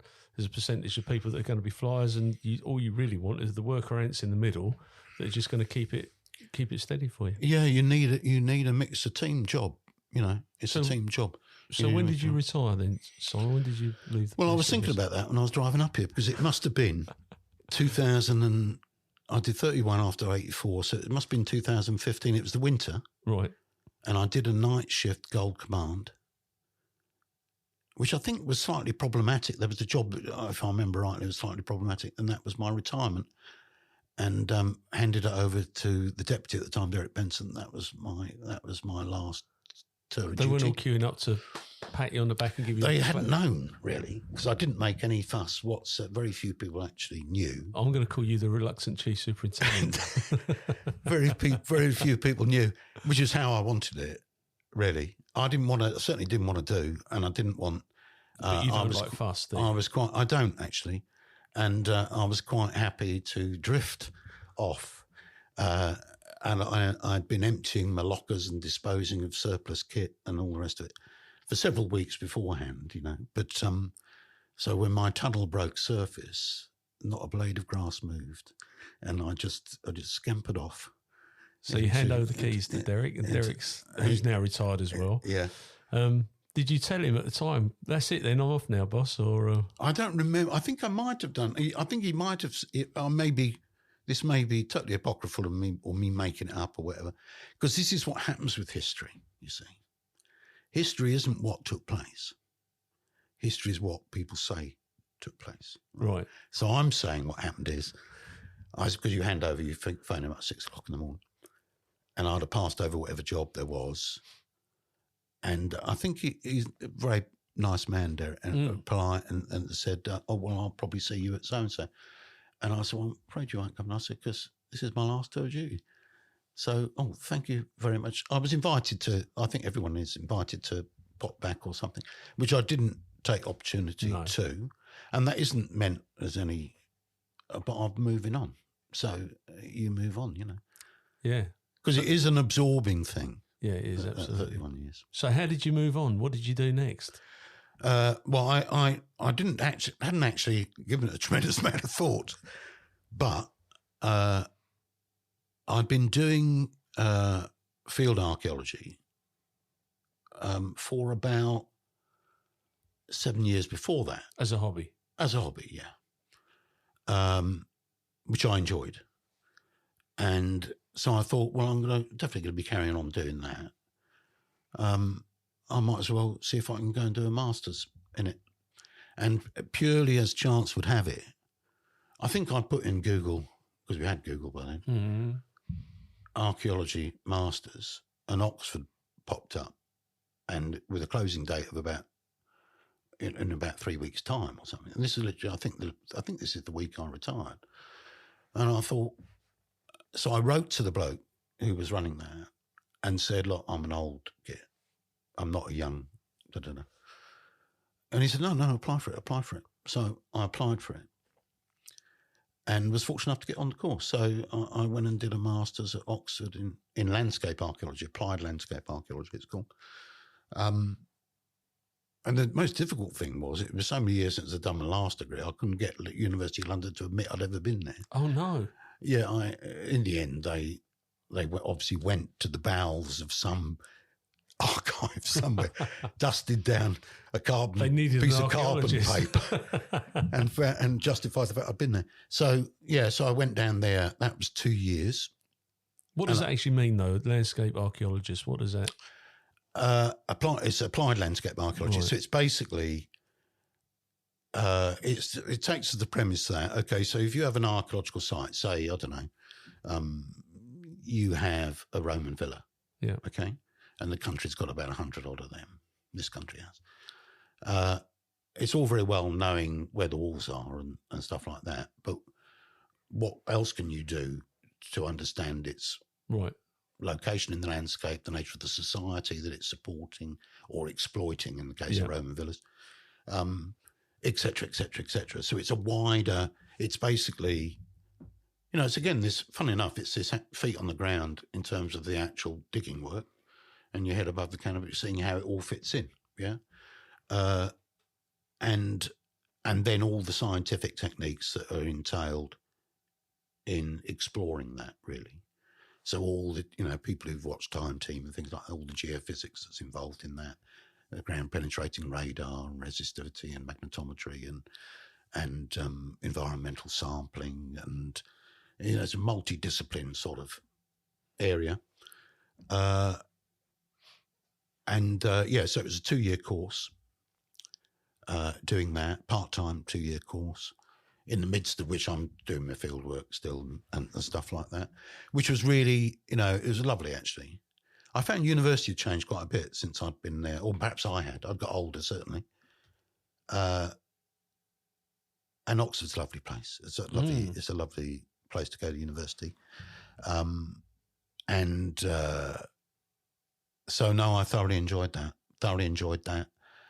And very demanding in terms of, this is all essays, basically, and projects and dissertations and stuff like that, which were fairly regular and fairly long and fairly intense, and actually very different from the university experience in the sense of, this is all about accreditation and stuff like that, and to what it had been back in the 1970s. And it was just, it's just I thoroughly enjoyed that. And I'd read around a lot of archaeology anyway, because that's my hobby. But no, it's very interesting. So do you have a speciality? Do you have a time period that you like to look at, or is it all? Well, I've always, the bit which is always, I've been keenest on is the Roman Empire in Britain, it's called now. It's not Roman Britain. It's the Roman Empire in Britain. Of which we have a lot around Essex. I mean, yes, smothered with it in Colchester and stuff like that. But actually, there's a lot everywhere. Yes, of course. You're never further than a few hundred yards from a bit of Roman. Really? Yeah, certainly in southeast England, and southern England generally, less so in the north. But it's. I mean, that's one of the first things you learn. Really, is archaeology is just everywhere. Really. there's probably some in your back garden. Yeah. And so, no, that's, I find that interesting. And the thing I find interesting about that is they're the only people who really successfully managed to control Europe as a whole.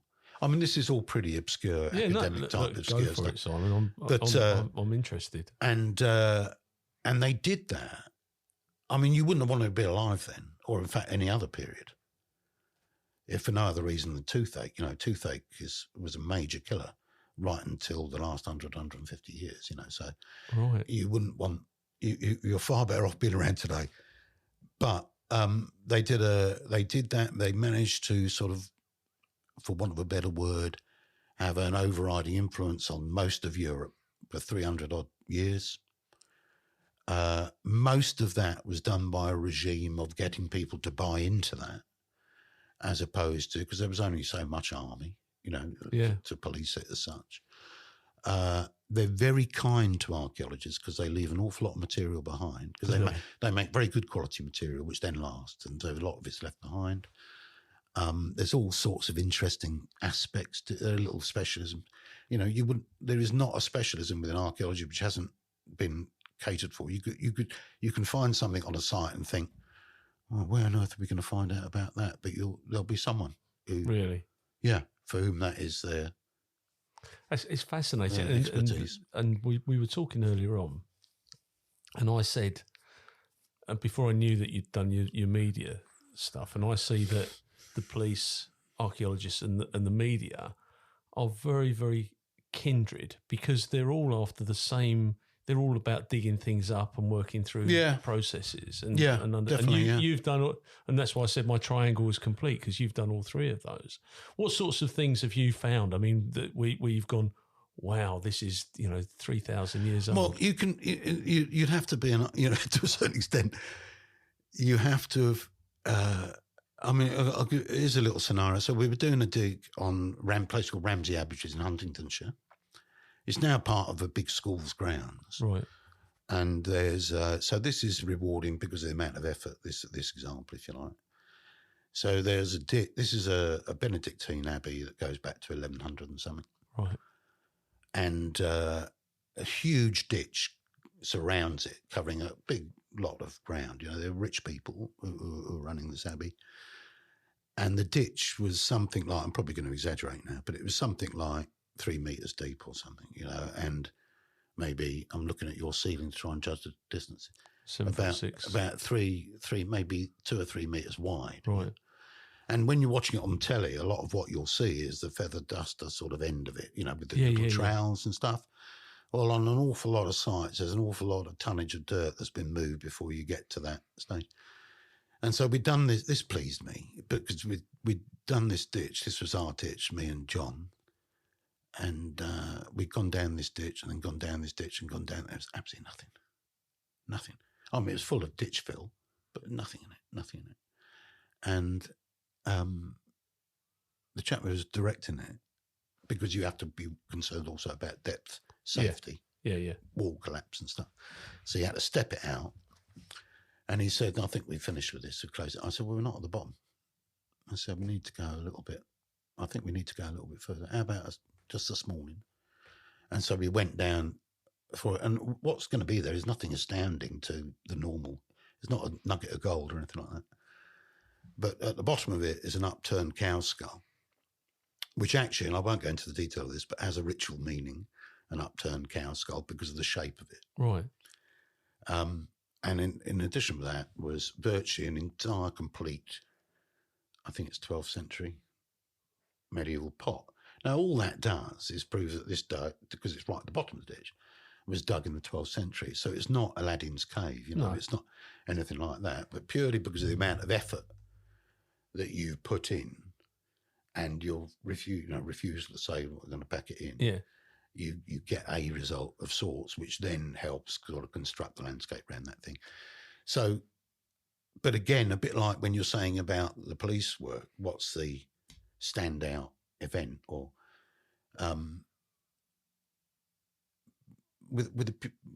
if you've got the standpoint that I have, it's all interesting. It all becomes interesting. No, of course. I mean, we did a I did say about this legend before. So this is obscure. You happy with obscure? Yeah, Okay. please do. Okay, Clavering, Northwest Essex. Yes, Jamie Oliver ground. Well, yeah, that's where he used to live, up there. There's a castle mound there next to the church. Yes. Which reputedly is an Anglo-Saxon castle mound owned by a bloke called Fitzwymark at the time of the Norman Conquest, or just before, who was a close friend of Edward the Confessor, the king. Right. When they made Edward the Confessor a saint, one of the miracles which he was involved in, allegedly, and this is written down at about 1150, something like that, 1140, I think, actually, 1144, actually, Right. I think, was that he'd gone to Clavering, the king, where he was confronted with a beggar, and the king's bagman wasn't present, where he'd normally put his hand in, give him some money. And so instead he gave the beggar a brilliant sapphire ring, which he was wearing, gives it to this beggar as alms at the time of the foundation of a chapel. Okay. To St. John the Baptist in that churchyard, around about 1060. In Clavering. In Clavering. That's the legend. And that partly gets sent to the Pope for the Pope to say, yes, he's the saint. That story carries on in that two of his knights are in the Holy Land and they give back and they are lost in the desert. They're confronted by this man in white flowing robes who says, I'm the beggar that your king bumped into in Clavering churchyard. This is the ring he gave me. You are to take that back to your king and tell him he hasn't got long to live on this earth. Wow. And he's to make his peace with God before he meets us, Meets his maker. Meets his maker in heaven. That's the legend, okay? The ring's brought back and there's reasonable evidence that the sapphire in that ring is now it's called St. Edward's sapphire, and it sits atop the imperial state crown. Right. That's the big sapphire, this big blue sapphire. Yeah, there is, on top of the imperial state I saw it crown. last week. Yeah. So that's the story about that sapphire, right? And there's no corroborating evidence for that. But happily, during the COVID year, you couldn't do a lot of excavation because of contact with members of the public and stuff. But you could do a lot of geophysical surveys. So I surveyed the castle and found the castle, which hadn't been found before, which was nice. Big double courtyarded castle on that grassy mound. And then just the other side of the moat from it is the chapel, where that legend relates to. So it's some corroborating evidence to the legend of the ring, which I've, Now, did that happen? Probably, did St. John the Baptist turn up in Clavering churchyard? Who knows? But there's some basis for that story having been constructed, and now we know where the structure is, if you like, that relate this missing lost chapel, which that relates to. So we're in the process of getting some ground penetrating radar for that at the moment, because that will show us a little bit more than the resistivity which we've already done on it, or I've already done on it. And then possibly with a view to a little bit of excavation of that under a Ministry of Justice licence. Because you have to, if you're excavating in a graveyard, you have to have a Ministry of Justice licence. Yeah. And you have to have all, quite properly, you have to have all the considerations that would go with it. But no, so it was nice finding a castle which no one ever knew existed. It was nice finding that chapel associated with that legend which no one knew existed. I've just been asked to be archaeological advisor on the search for the site of the Battle of Assendown. Really? Yeah. Which is, I don't know whether you're familiar with Assendown. No. No, not many people are. Assendown is the battle between King Canute and Edmund Ironside. Right. In 1016, as a result of which King Canute becomes the first Danish king of Britain, and Britain becomes part of a wider Danish empire. Right. And there's some documentary reference to it happening in the Anglo-Saxon Chronicle and everything else. And Ashton, which is a parish on the northwest corner of Essex, near Saffron Walden, is thought of being the most, in my book and most people's books, the most likely site. There is a bit of competition with Ashington down in South End way. But I'm fairly convinced that, as are most people, I think that it's Ashton. And next year, we're engaging in a series of archaeological works there with a view to finding the site of that battle and the memorial chapel, which has since been lost, that King Canute constructed in 1020 to commemorate the fallen from that battle. So, yeah, so there's some nice, interesting fascinating stuff coming. But as you said, you're quite right. To be honest, it's the same work, really. It's no different. Work. It's evident, circumstantial evidence, building circumstantial evidential cases and exploring your best options, if you like, your TIEing your right locations and using all the scientific techniques you can to try and fathom it out, and so it's... Is there anywhere you'd like to visit and dig, though? I mean, anywhere that you'd like to go and... No, I've been very lucky. I mean, we've gone, my wife Jo, this is a number of years, just while I was still in the job, actually, very kindly arranged for us to go and dig on the Western Front. So, oh, wow. Which was incredibly moving experience. Because of the work, I've been doing with the old boys from my school anyway. And so we were very fortunate to be part of a team which was led by, I'm going to say their names, Peter Barton and Jeremy Banning, led a team. It ended up getting televised in the end. Oh, did it? Where a plot of ground on the Western Front, just outside of a town called Albert, which is in the middle of the Somme battlefield area, a plot called La Boiselle. And I'll say Jo, bless her heart, arranged that. Brilliant experience. Very, very moving experience. And the best food I've ever experienced. I don't know, but it was the best food I've ever, because generally you are eating a sandwich sitting on a bucket. That's generally the commissariat on archaeological excavations. But this was really good, fresh meats, cheeses and stuff like that. But that wasn't the thing. It was a mixed project involving some of the military, Royal Engineers, and some volunteers. And you were excavating trenches in the chalk. And we were very lucky, even more lucky, that we met one of the Royal Engineer chaps, whose name I can't remember, but he very kindly took us down the tunnels, because they were excavating the tunnels for mines. Oh, wow. Going under the lines.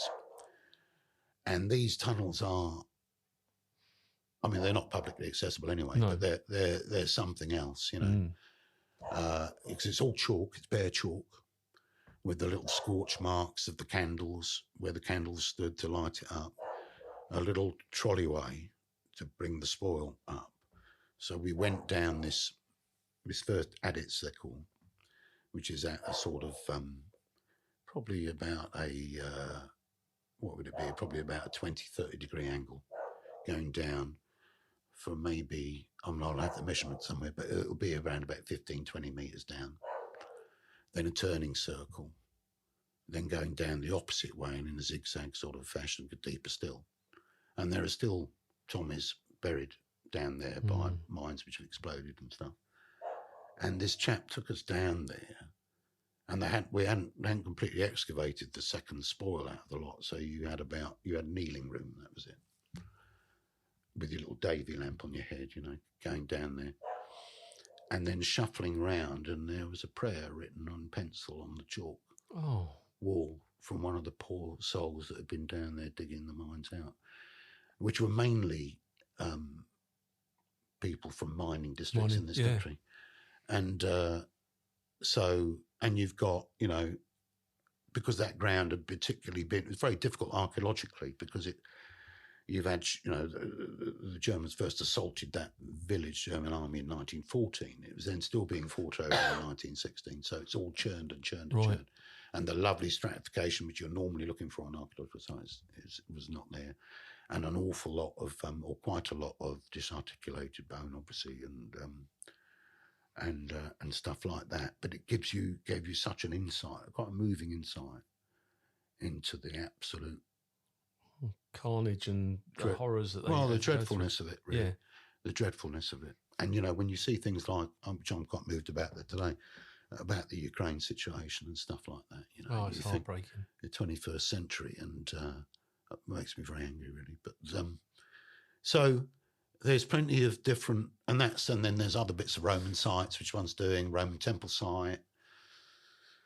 Have you done anything around here? Tracking Roman roads. We've got Crescent Temple Barns. I mean, that's where the Knights Templars came back to after the Indeed, wars. yeah, it's the first one. But I haven't, no. What's the closest I've got to you is sort of Chelmsford. Right. And I got bits in London, down in sort of Redbridge area, bits in Epping. At the moment, this is sort of on the bits in Redbridge, bits in Epping. A lot in the northwest, because I did my dissertation in the northwest for my degree, and got to know lots of people like the Audley End Estate and and a lot of the local communities there who are very up for it, very keen on all this stuff. And then quite a bit in Cambridgeshire. Some of this is with commercial firms as well. Do you do the pre-building stuff as well? Some of it is that, yeah. So Oxford Archaeology East are a tremendous company. We've got offices in different parts of the country, but the local one is the Cambridge office at Bar Hill. And they lend a lot of kit and lend a lot of advice if you need it, and really a lot of it's a bit like doing an inquiry where you think, I'm following this line of inquiry, but I need a foil to say, do you think I might be majoring on that a little bit more when I could be looking at this aspect instead? Do you know what I mean? So it's useful for an archaeologist to have that sort of ability to bounce off other archaeologists. Huntingdonshire, Cambridgeshire. I don't think I've been in Hertfordshire. I'm right on the edge of Hertfordshire.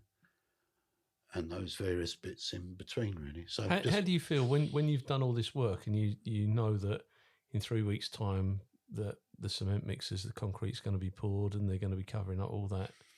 On the well, for a start, I mean, I've got I'm as an OIC, I'm a field worker. We've got, actually in this country, it's all part of planning regulation guidance. This is the most archaeologically explored country in the world. Is it really? Yeah. And yet we actually know so little, really. Yeah. And I've been nothing but, to be honest, I seem like I'm being impressed with everyone today. I'm sure there's some. I'm not impressed with Vladimir Putin, if that's any consolation. But the commercial professional archaeology, it's all professional archaeology, but the commercial aspect to it here, I would be horrified if that planning guidance went. By virtue of that planning guidance in place, the quality of job, because I've been part of these jobs, is the highest, in my experience, is the highest standards possible. You cannot actually, I mean, we were doing it's a little Roman town. I'm part of a group called the War Boys Group, which is up near Huntingdonshire. And as part of that, we were assisting on the commercial exploration of a little Roman town in War Boys in Huntingdonshire. And part of it is open field where the houses were going. Part of it, next to it, is sports pitch, which wasn't going to be built on. So you test trench, or the commercial company test trenches the bit that's just going to get built on. And that's done very thoroughly, and it's done very professionally. Right. And that doesn't mean you dig everything up, because the reality is, on any archaeological site of any size, you just can't dig everything up. No. Because there's just too, you're talking, you can walk across this field, there'll be ditch, pit, post holes for a dwelling, road. I mean, that had all those. I was doing the roadside ditches on that. That had all those aspects in it. And so you're sampling all the time. But the standard of work is very, very high. And ultimately, if the houses need to be built, the houses need to be built. Yeah. Plus, very often there's mitigation measures put in anyway. So if you go down, sometimes you walk down a new housing estate, you'll find there's a big patch of greensward. The reason that greensward's where it is because there's something that they don't want to put the footings through. Yeah. So there's a lot. It's done. I've been part of it, and it's done very professionally. And but I would hate to see a time. this is my, I love history. Yeah. But and not everybody does, of course they don't. But I'd hate to see a time where those regulations were lifted, because you can lose Oh, yeah. so much. And then you might say, my glove compartment in my car has got stray bits of bags of Roman pottery in it at the moment, because I'm going to the store after this, And you might say, well, that grubby bit of Rome, what on earth is? But it's all a jigsaw. It is a tiny piece in a larger jigsaw, And if it does nothing else, it increases the sum total of human knowledge. And that's what it's about. It's interesting because I was in France, and there's a Roman. It's like Colchester, basically, this town, and they've dug it all out, and they've built a huge glass museum over the top of it. They've preserved it ad infinitum. It's never going anywhere. And I suppose, Colchester Police Station is built on an old Roman part, but when you've got so much around you, you can't uncover and save it all. No, you can't. No, you can't. And so there has to be some selection. And there are three ways in which it's done. It's either going to be as a result of a commercial enterprise of some form or other. Like, the big one at the moment is HS2 railway. Yeah.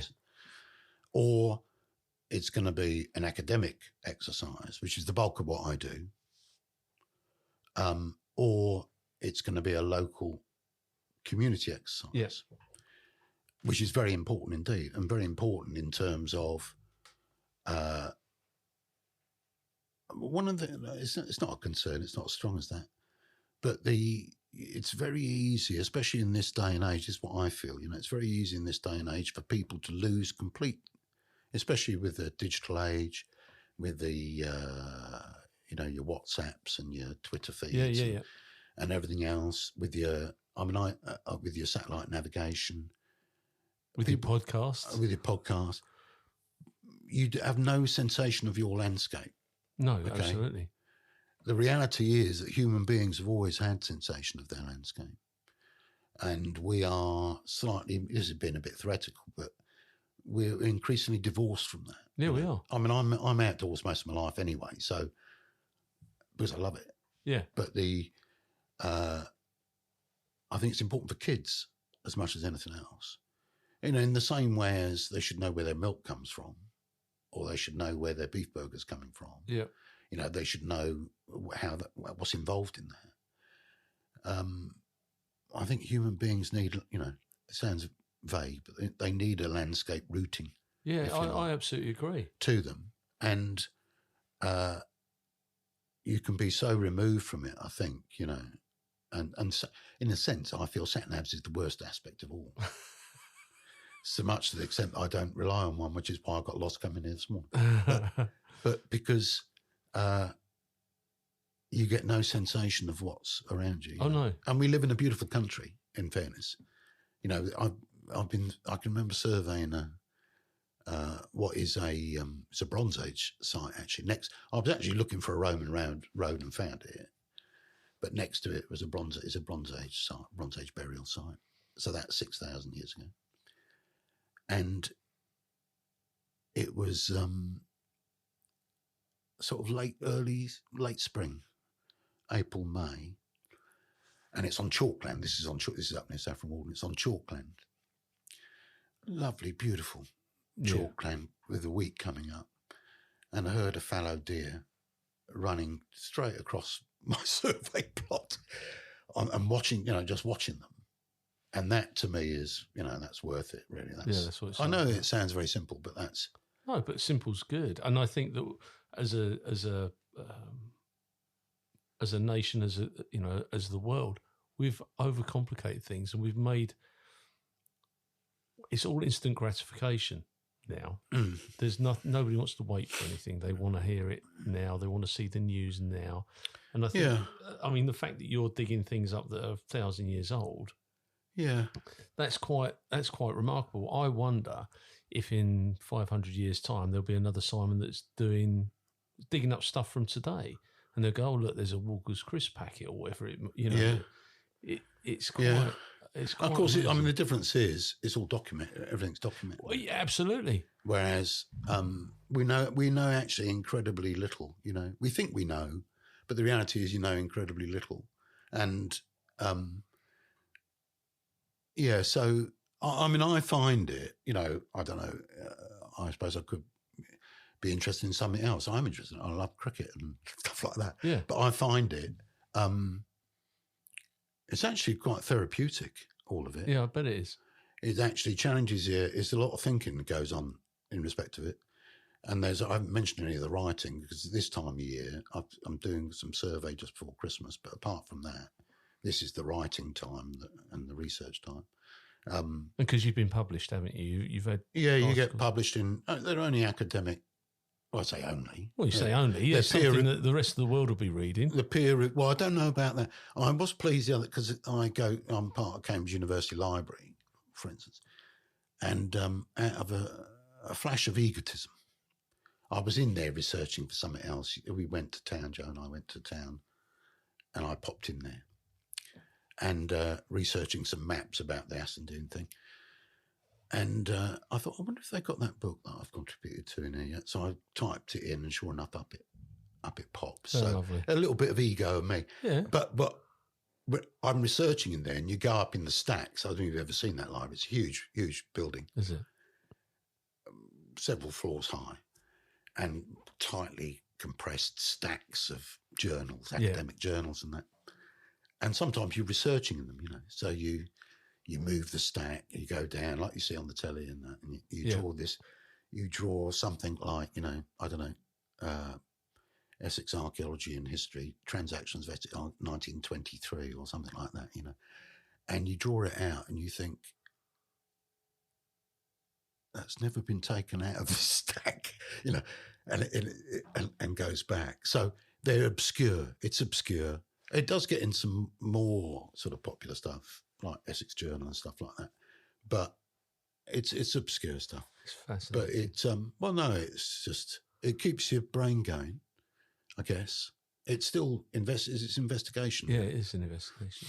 The thing, you look at Sutton Hoo, and you're talking some considerable time for some of these things. I suppose in a well, Sutton Hoo's about 600-700 AD. Yeah, something like that. But it was some time ago that they actually did their dig there, and they found the site. And it's the same with Tutankhamun and all the other stuff. Yeah. So time evolves, and I just hope there's more Simons out there that want to do this, because it is interesting. It's captivating stuff. Yeah, I hope there are some. I'm sure there will. Because you wouldn't do it for the money. No. They're very poorly paid, and actual, a lot of it's. The one thing it does do, if nothing else, is it gives you a great deal of sympathy for road workers and people like that. Does it? Because moving tons of, and I mean literally, So do you start with a shovel and then move on to the finer? Well, unless you're on a site where it is so indelicate, if you like, that you can pay for on TV sometimes you'll see a mechanical digger come and scrape off the top layers, especially time tickets. That was compressed into 3 days or whatever. But most of it now is hand. On commercial sites, they'll strip the top. Right. So as a commercial site, it's now part of a housing development, Northstowe, which is up on as you're going up the M11, turns into the A14, I think. Right. And on the right-hand side, as you're going north, is Northstowe, which is a big property. I was part of that. And literally you were walking, it had been a golf course, and they'd scraped literally the top, maybe, maybe the top 20, 30, 40 centimetres off. And in doing that, you were walking across this landscape, which was it was a Roman town. And everything was there before you, the wells, the rubbish pits, Amazing. The terminals to the ditches, the little post holes. You could see where the house was and everything else. Big commercial sites, it'll be done with a digger. But on the academic stuff, which tends to be finer detail, smaller sites,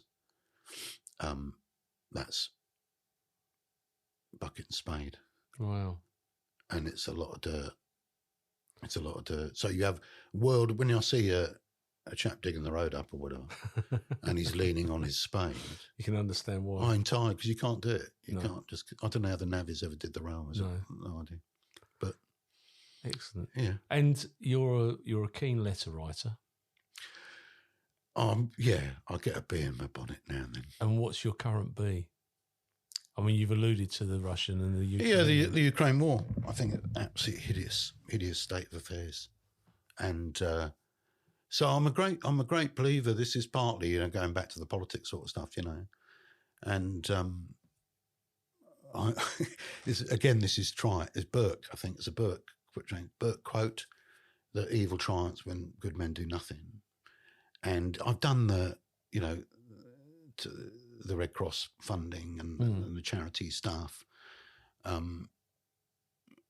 as far as supporting the situation there is concerned. And I've no doubt it's a much more complicated situation than, politically, historically, it's definitely a much more complicated situation than is, simply put over in mass media at the moment.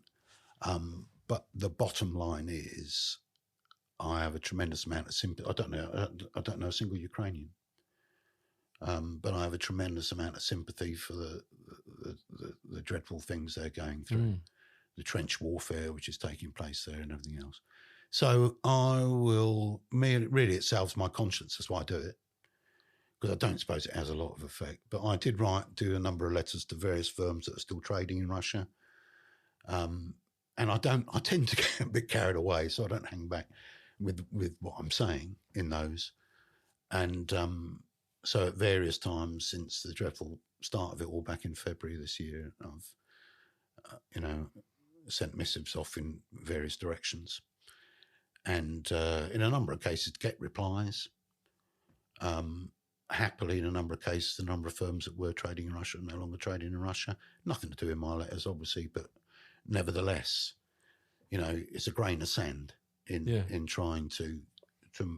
And as I say, it's a conscience salving exercise as much as anything else. And and it irritates the hell out of me. Yeah, because I've had a little bit of only a little bit, tiny bit of media experience. The public consciousness, if you like, can forget it. I'm really concerned about it being forgotten. I agree. And the Pope came out. I'm not of no particular religious affiliation, but as I read in the paper, I think the Pope came out the other day exhorting people to say, well and good spending lots of money on lavish presents this Christmas. Have you thought about donating to charity appeals in connection with this situation? Or indeed charity appeals, because we're very conscious of this because it's a European thing. There are just as dreadful circumstances happening elsewhere in the world, which I'm not as cited on. Yeah. But in the 21st century, the prospect of... My father had a very bad war, and the prospect of that happening again and being allowed to happen again in the 21st century, the prospect of there being a news item this morning about the Russians putting a ballistic missile and if you like, proudly showing that on TV footage, which is brinkmanship. It's an element of brinkmanship. I think it's absolutely abhorrent. And I don't make it, nothing I do makes any difference to it, but it irritates me sufficiently that I will let people know what I think. Yeah, good for you. I think that the coverage is starting to dissipate, I'm sad to say. I don't think that we're seeing quite as much here now as we were when it started. No. It's fantastic. Clive Maleary, James Waterhouse, they were all there at the time. And I'm not sure that we're getting that coverage now. I think it's in the nature of human nature, and human nature is not necessarily good at long-term stuff. No. Human nature is good at starting stuff. It's not necessarily good at seeing long-term stuff go through, But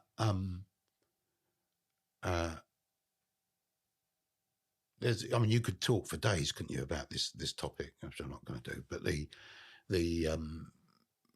the way I do feel, I am pleased with the way the West has responded, broadly speaking, as it stands at the moment. I don't think this is a short haul. This is a long haul. And the most important, in my view, the most important thing is to continue to sustain the resistance, because that's what it is. It's a resistance. This isn't assault. This is a resistance to unjustified violence, in my view. Absolutely. So well, dig random holes, write letters to irritate people. That's what I do. Well, I found it fascinating, mate, to be fair. Simon, before we conclude this interview, is there anything you'd like to add, alter or change? No, you told me I didn't have to say anything. Well, I did. I was going to start with that. That would have been a really boring interview if I'd have done that. Yeah. But, mate, thank you so much. And it's a pleasure. I've really enjoyed today. And like I say, you learn so much from your mates and your colleagues when you do these things. Yeah, indeed. Fantastic. Thank you. Cheers, mate.